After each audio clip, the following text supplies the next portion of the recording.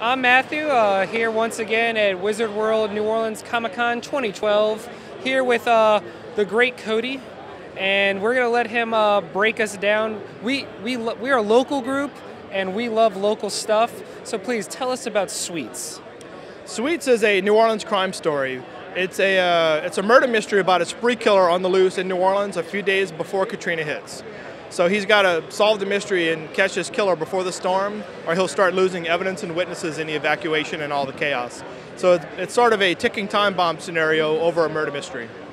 Very nice. And do you want to hold one up to the crowd, let them know? Look at it. Look here, it's fantastic. Quick little flip through. And this is a self-contained story, right? It is. It's an all-in-one, so the whole story's in one book, start to finish. So you don't have to be one of those things where you get really into a book and go, damn it, now I have to wait 6 more months for the next trade to pop up. You get to it's a self-contained greatness, and you can just live life and love it from day one. So where did you even get the inspiration for this? Well, I'm a South Louisiana native, born and raised in Thibodaux, and I live in Lafayette now, and I've been through many major storms. And one thing that occurred to me is that when a major storm hits and a homicide detective is working a case, it clearly has to throw a monkey wrench into an investigation, right? Something like a major evacuation where a large percentage of the population leaves the city for an extended period of time, some never come back. It's got to be a really bad scene for a homicide detective. And I love stories where there's a deadline, there's a time bomb about to go off if the story's not resolved. And it occurred to me that an evacuation would be that same scenario. If you're working a homicide case and an evacuation's about to happen, and in Louisiana we get a 3 or 4 day warning that a major storm's coming. So it puts a deadline on that case that he has to wrap it up. Gives the case a sense of urgency. And that's sort of where the idea came from.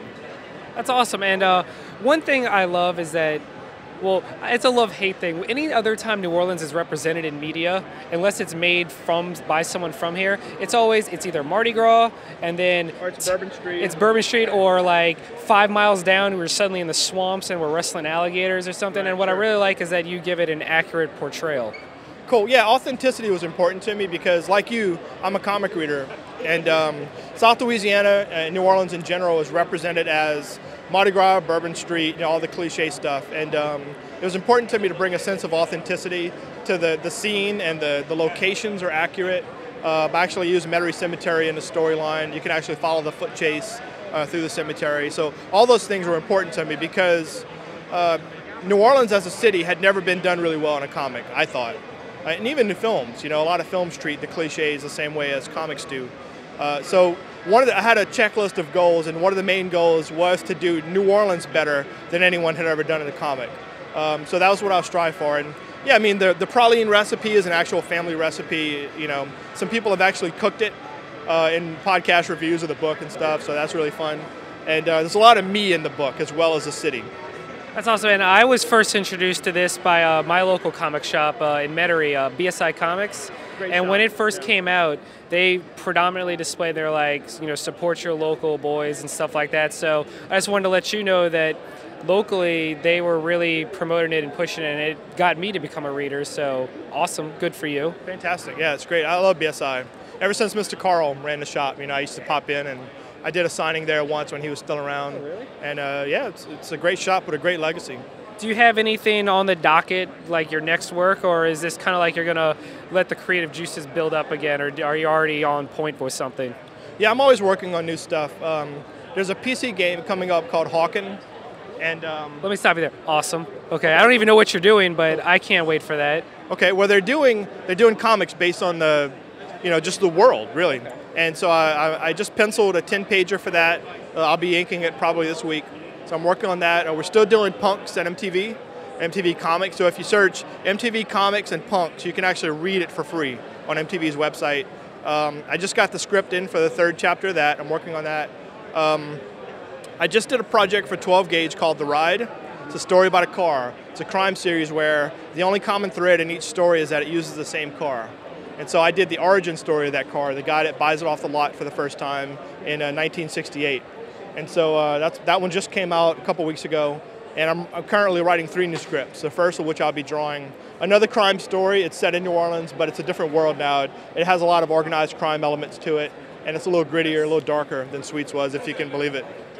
How do you just balance the fact that you are both writer and artist? Like, is there any ever conflict? Like, are you your own harshest critic on both ends? It is tough. Well, there are pluses and minuses because as I'm writing it, I know what the art's going to be, so I'm able to sort of write towards my strengths and what I think is visually striking. But it makes it a little bit harder because I am very hard on myself, and my standards are always higher than my ability. And so that makes it frustrating. I rewrite scenes a lot. I'm not a very fast writer because I do work as a comic artist full time. So I'm not able to write 6 hours a day. I'm able to write maybe in half hour or 1 hour a day. So it is hard to sort of get into that zone and write for extended periods. So the warm up, trying to get back into the story is a little bit tough. But I make it work, and I'm writing as fast as I can. It's a 5-issue miniseries called The Fixers, and the first 3 issues are done. The 4th issue is in progress. And once it's all finished, I'll do one more polish and then start on the artwork. But I do write the whole series first before I draw it. So you're a very busy man, basically. A lot going on, yeah, a lot of stuff going on right now. So we just have 2 quick follow-ups for you. It's our patented questions that we ask everybody. So number 1, sharks or dolphins? You got to go with sharks. I mean, they're killing machines. Dolphins are fun and they smile, but sharks are awesome. Oh, okay. Yeah, I got the one. This is the hardest one, though. Got it. All right. Bring it. Favorite cake versus your favorite pie. Which one do you prefer? Favorite cake, carrot cake. A really good carrot cake. It has to be a good one. Nice, creamy icing and filling. Favorite pie? I'm a big fan of pie. I like a lot of different pie. I would probably lean pecan. Probably lean pecan pie. Yeah. All right. What about Camellia Grill pecan pie thrown on the grill? Right? That's where it's at. That is, but I prefer cake. This gentleman is pie.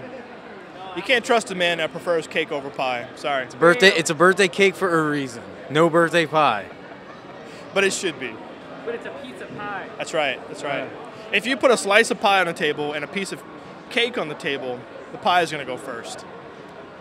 We might have to do that one day. See which one will go first. Right on, man. Yeah, it's got to be pie. Right. Sorry. All right, that's fine. Correct answer. All right. Well, this is Scott and I'm Matt, and we're making this really difficult on our camera crew. Yes. But thank you, Kody, for taking the time to talk. Thanks for having me on. Appreciate it, guys.